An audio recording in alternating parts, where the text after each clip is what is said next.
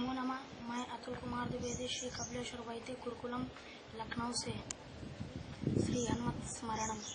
प्रातः स्मरामि हनुमन्तमनन्तवीर्यं श्रीरामचन्द्रचरणाम्बुजचञ्चरीकं लङ्कापुरी दहननन्दितदेववृन्दं सर्वार्थसिद्धिसधनं प्रथितप्रभावं माध्यं नमामि वृजिनार्णवतारणैका धीरं शरण्यमुदितानुपमप्रभावं सीताधिसिन्धुपरिशोषणकर्म दक्षं वन्दारुकल्पतरुमव्ययमाञ्जनेयं सायं भजामि शरणोपसृताखिलार्ति कुञ्जप्रणाशनविधौ प्रथितप्रतापम् अक्षान्तकं सकलराक्षसवंशधूमा केतुं प्रमोदितविदेहसुतं दयालुम्।